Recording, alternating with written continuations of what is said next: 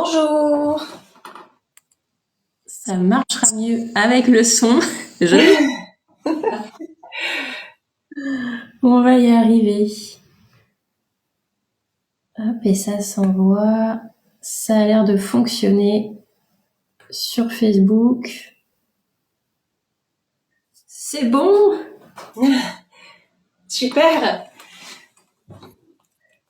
Et bien c'est parti. Bonjour à tous. Aujourd'hui on se retrouve à deux. On fait un duo pour vous parler de Louison Carton. Et pour y aller, on va commencer, Lucie, de ton côté, parce que c'est toi la spécialiste de Louison Carton quand même. Oui, écoute, merci Tiffane. Effectivement, moi j'ai fondé Louison Carton. Du coup, je vous le montre. Louison Carton, c'est le théâtre d'images, tout petit, tout cartonné, tout nomade, tout facile à emporter. Il est inspiré du traditionnel kamishibai japonais, qui est un grand beau théâtre en bois ambulant qui traditionnellement se lit dans la rue, emporté à l'arrière des motos et des vélos. Et moi, je suis complètement tombée amoureuse de ce mode de lecture où on est en fait face à son enfant, on ouvre les battants de son théâtre et l'histoire et le spectacle commencent. Et il se trouve que le jour où j'ai voulu emmener donc mon grand beau théâtre en bois avec moi et que j'ai voulu le glisser dans le sac à dos de mon fils pour partir en week-end chez ses grands-parents, ce n'est jamais rentré. Donc voilà, j'ai voulu créer Louison Carton, des histoires pour grandir. Et donc on a un petit théâtre comme ça, tout léger, tout pratique, tout facile à emporter. Il est fabriqué en France. Et pour vous montrer, au lieu de tourner les pages de votre livre quand vous lisez à votre enfant, vous prenez les planches de l'avant vers l'arrière et sous vos yeux ébahis, le texte apparaît à l'arrière avec une miniature de ce que votre enfant voit à l'avant. Voilà, donc l'idée c'est d'en faire une histoire un peu plus. On est à mi-chemin entre l'histoire traditionnelle et un peu le spectacle vivant, parce que on peut rajouter plein de choses, mais ça, Tiffany, qui est une professionnelle du conte, pourra vous en dire plus. Je voulais juste prendre 2 petites minutes pour vous présenter rapidement les 3 histoires aujourd'hui disponibles avec Louison Carton. Il y en a plein d'autres à venir en 2024 et bien sûr tout est disponible à la commande en ligne sur louisoncarton.com et également vous avez apparaît sur votre écran des boutons qui vous permettent d'aller directement sur la boutique sans avoir à ouvrir une nouvelle fenêtre, etc. Donc là, on a Gom Gom qui est une jeune crocodile qui vit sur les rives du Gange, qui part se baigner en famille et malheureusement, lors de sa baignade en famille, Gom Gom va se perdre. Prise de panique parce qu'elle voit pas sa maman, elle part à la recherche de son chemin, elle rencontre un tas de créatures extraordinaires et elle vit son aventure et très rapidement, quand elle va retrouver son chemin, elle retrouve sa maman qui lui dit « Mais mon Dieu, Gom Gom, où étais-tu passé? Qu'est-ce que j'étais inquiète ?» Gom Gom lui dit « Non mais t'inquiète maman, c'était trop l'aventure et j'y retourne demain. » Donc là, voilà, on est sur une histoire d'aventure. L'idée, c'est de rassurer l'enfant sur ses capacités d'exploration et l'inviter à aller voir le monde qui l'entoure. Voilà pour la première histoire. Après, je voulais vous montrer Rainette, qui est une petite grenouille. On est à nouveau sur une histoire d'aventure, puisque Rainette voudrait aller chercher les étoiles. Alors, Rainette, qui n'a peur de rien au départ, en tous les cas, commence à grimper de plus en plus haut. Je vous montre les images rapidement. Et à force de grimper de plus en plus haut, Rainette va elle aussi vivre des aventures qui sont plus intérieures, puisqu'elle va avoir peur, elle va avoir des doutes, elle va être prise de vertige.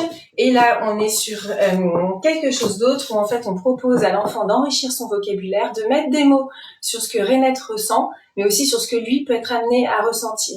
L'idée, c'est de l'accompagner pour apprivoiser ses propres émotions. Voilà pour nos 2 petites histoires d'aventure. Et ensuite, on a aussi Milly, que je vais vous montrer bientôt. Milly est ici, c'est une jeune Bernard l'ermite, Milly. Et lors de sa mue, Milly va devoir aller chercher une nouvelle coquille. Pour partir trouver sa nouvelle coquille, elle part sur la plage et mon Dieu, qu'est-ce qu'elle trouve? Elle tombe sur les déchets laissés par les humains. Donc là, on est plus dans une fable écologique qui a vocation à sensibiliser petits et grands à la protection de l'environnement. J'avance un petit peu pour vous montrer quelques planches de la recherche de Lily pour sa coquille. Donc, un capuchon de bouteille, ça rentre pas. Un vieux citron pressé, ça rentre pas. Une coquille d'œuf non plus. Le papier du bonbon, ça rentre pas non plus. Et elle a failli se saisir d'un orteil pour sa nouvelle coquille. Je vous rassure, elle finit par trouver sa coquille, tout comme Renette trouvera ses étoiles à sa manière elle de façon très poétique. Voilà, en gros, pour les histoires de Louison Carton.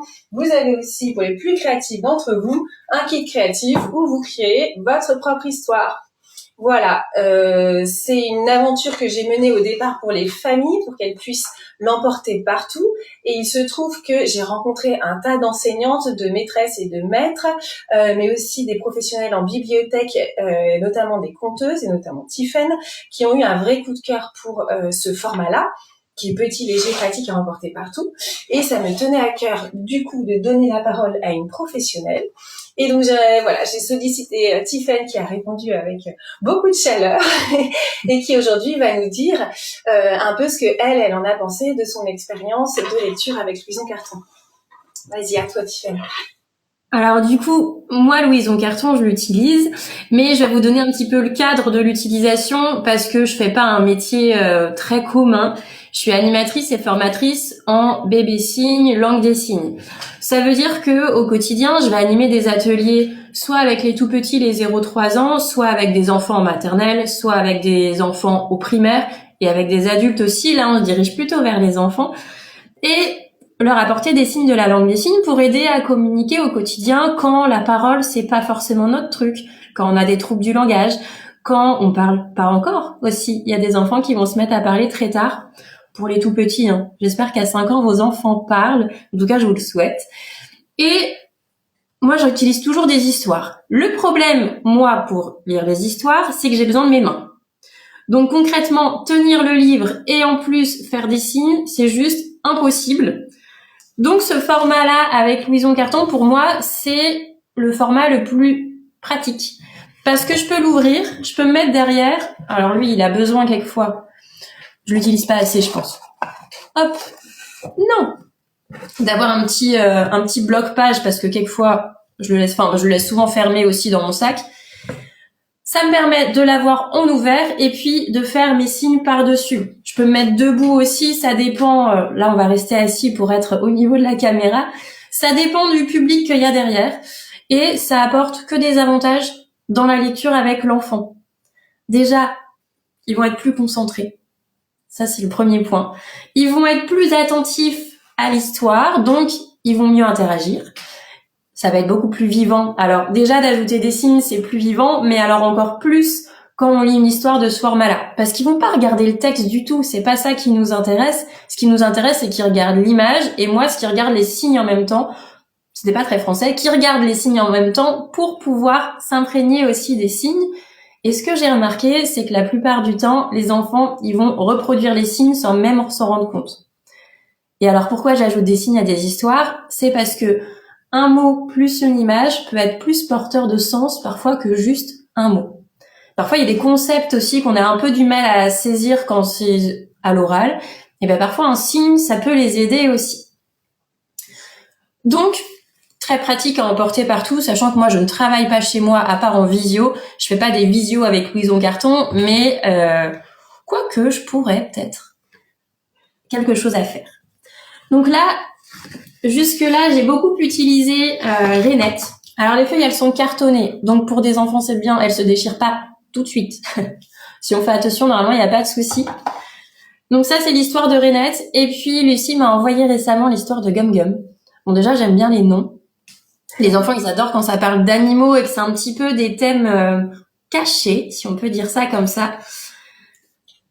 Donc là, ça, c'est le carton sans rien à l'intérieur. Et en fait, ce qu'on vous a pas montré, c'est qu'il y a quand même une pochette pour glisser les histoires. Et c'est pour ça que ça tient. Ça fonctionne mieux.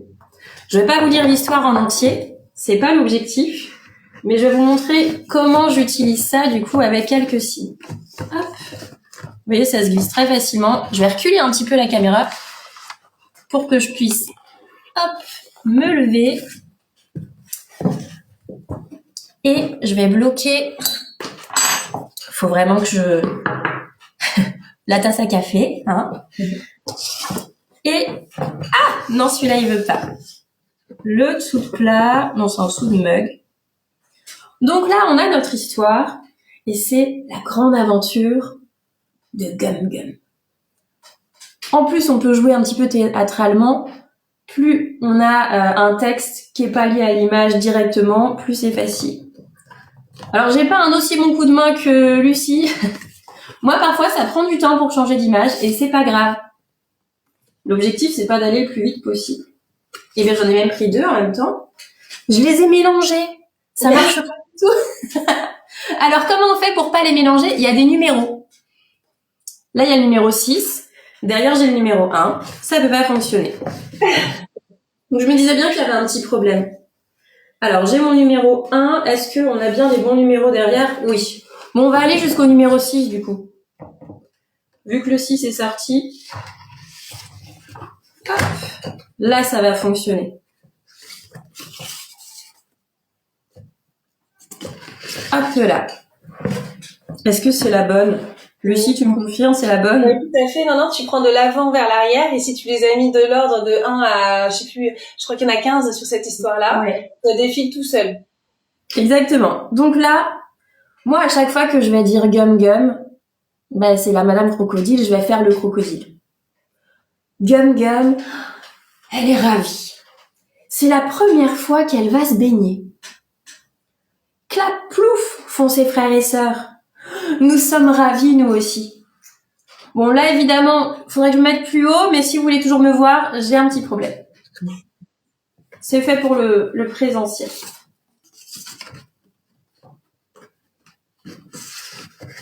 Prenez votre temps parce que de toute façon, les enfants, ils sont absorbés par l'histoire, donc ils s'en fichent qu'on fasse une pause, un silence, c'est pas grave. Le museau de Gum Gum touche l'eau. Zou, elle plonge dans le fleuve. Gum Gum pagaille avec ses pieds et agite la queue. Regarde, maman, je nage, je nage.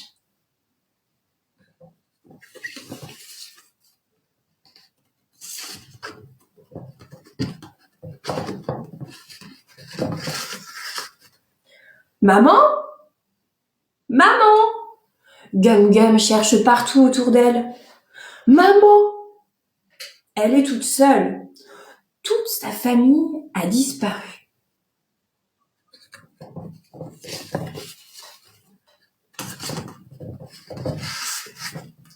Une loutre qui fait la planche s'approche. Avez-vous vu ma famille, Madame Loutre? Demande Gum Gum. Non, mais j'ai vu plein d'étoiles. Annonce la loutre. Tu veux en voir? La prochaine fois peut-être. Merci, répond Gum Gum. Donc voilà un petit extrait, on va pas tout lire parce qu'il faut garder la fin un petit peu surprise quand même si, a priori, dans toutes les histoires, ça se finit plutôt bien. Mais donc l'avantage en fait de ce format-là, vous voyez, même quand on est adulte, on aime bien qu'on nous raconte des histoires. Enfin moi j'adore. Et c'est un format qui est vraiment pratique à emporter partout. Souvent les kamishibai, enfin les bouteilles, c'est plutôt le nom en plus grand, c'est vraiment compliqué à transporter. Et celui-là, il est beaucoup plus pratique. Et du coup, j'ajouterais, Tiffaine, tout à l'heure, tu te posais la question de mais pourquoi pas le faire en visio. Il y a eu pendant le confinement un regain d'intérêt justement pour le format Kamishibai, notamment pour conserver le lien entre grands-parents et petits-enfants, puisqu'il y a eu un éloignement de fait assez soudain, assez long, et du coup les enfants pour les faire rester devant les visios qui ont été organisés avec les grands-parents, c'était pas si simple, hein. Un enfant, ça bouge, c'est vivant, ça reste pas en place. Et les grands-parents qui se sont mis à lire des kamishibai, ils étaient du coup face à l'écran avec l'image devant eux, et ils avaient pas besoin comme ça de retourner l'album, le livre dans tous les sens. Et c'est aussi les retours que me font les maîtresses en classe. C'est qu'elles sont hyper contentes de ne pas gesticuler en tournant l'album dans tous les sens. C'est ce que tu disais.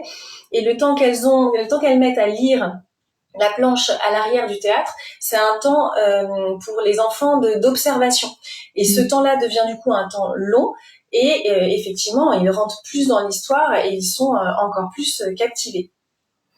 Oui, ça va avoir plein de bienfaits en fait pour les enfants et c'est ça qui est chouette.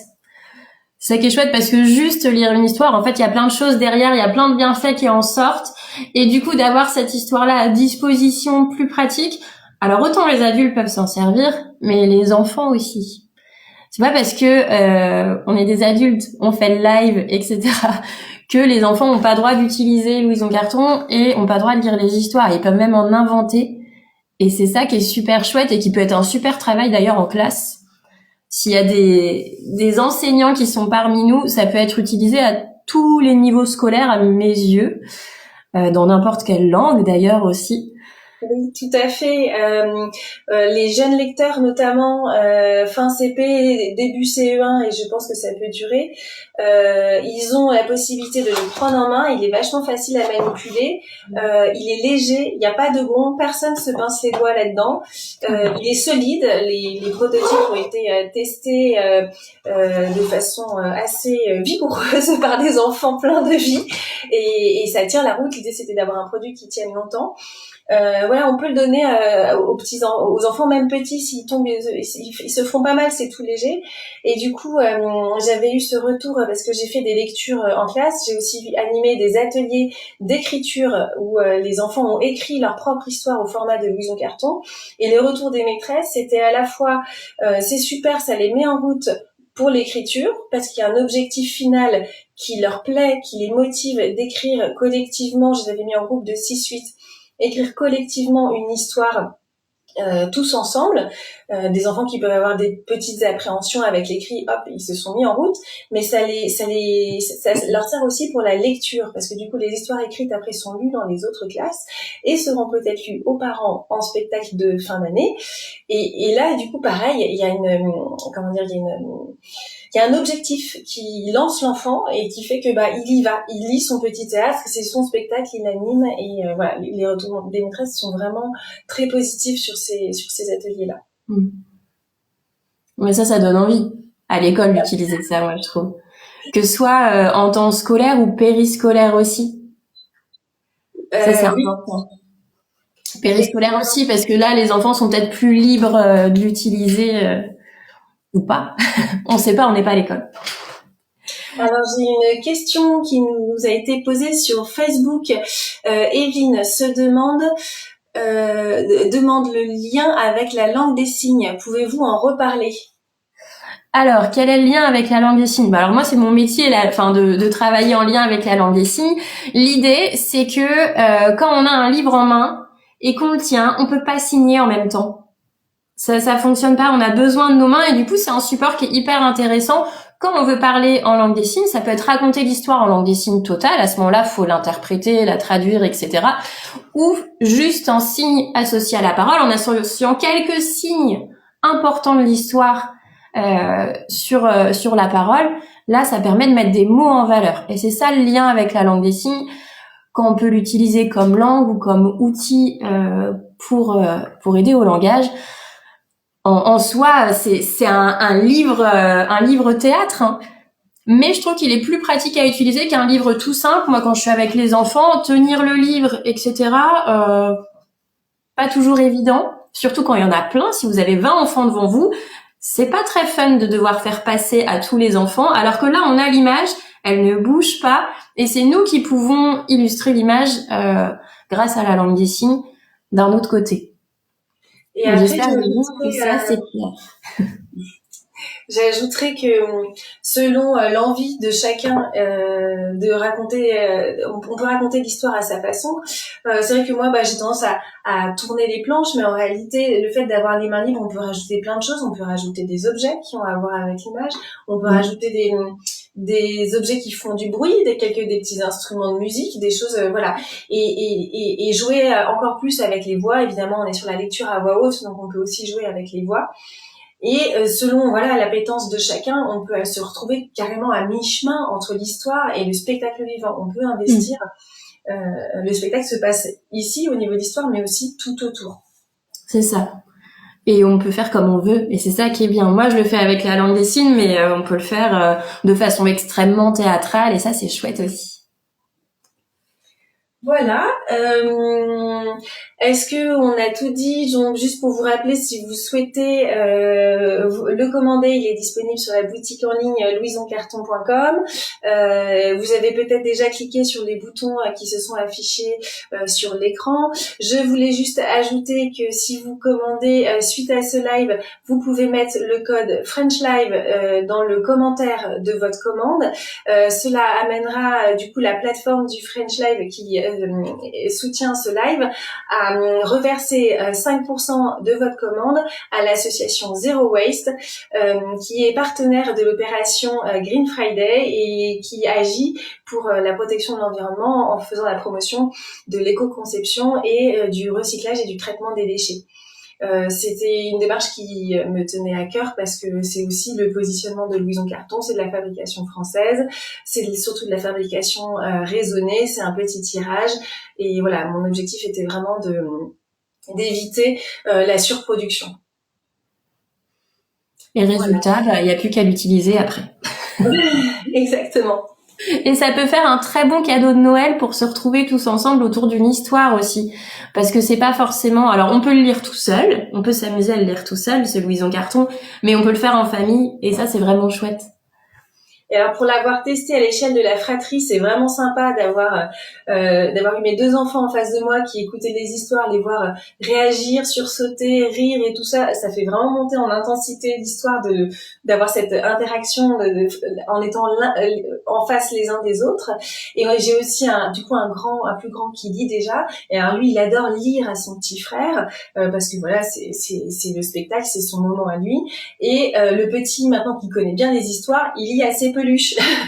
Il se souvient du texte par cœur, il aligne ses peluches comme ça, hop, il ouvre son petit spectacle et blablabla, c'est parti, et je l'entends, il est dans sa chambre en train d'animer son petit spectacle, quoi. Donc c'est vraiment chouette. Et puis bon, c'est voilà, ça se veut aussi créateur de liens parce que on va être plusieurs. Il y a celui qui lit, il y a celui qui écoute. On peut l'utiliser. Les grands-parents peuvent l'utiliser, les babysitters peuvent l'utiliser, la voisine, n'importe quel adulte de l'entourage de l'enfant peut s'en emparer. Et c'est en fait un bon moment de complicité à vivre ensemble. C'est une occasion de resserrer des liens. C'est aussi une activité calme quand les enfants ont besoin un peu d'un retour au calme suite à un moment d'excitation ou avant d'aller vers le sommeil et des choses comme ça. Et puis voilà, c'est aussi un moment de lecture où on enrichit son vocabulaire. Moi, j'ai toujours aimé lire à mes enfants parce que je voulais qu'ils aient un vocabulaire très riche et qu'on puisse échanger très rapidement. Résultat, ce sont des grands bavards. Je ne vais plus en placer une, mais voilà, pour dire que ça marche. Et ça marche bien. Ouais, plutôt bien. C'est surtout ça. Et puis n'hésitez pas aussi si vous avez des questions qui vous viennent parce que vous avez vu le replay du live, n'hésitez pas à les poser et puis on y répondra avec grand plaisir parce que c'est rediffusé sur Instagram et Facebook. Donc n'hésitez surtout pas si vous avez des questions, même si elles sont bêtes, on y répondra. Comme on dit, il vaut mieux, et moi je dis toujours, il vaut mieux poser une question bête que de rester bête. Exactement. Et ben du coup, je pense qu'on va s'arrêter là parce que tout le monde a besoin de sa pause déjeuner. Exactement. On est toujours dispo pour répondre à vos questions et répondre aux questions sur l'utilisation aussi peut-être de Louison Carton. Et puis on se dit à bientôt pour peut-être un nouveau live ou à très bientôt sur nos comptes respectifs. Merci à tous. Au revoir. Bonne journée.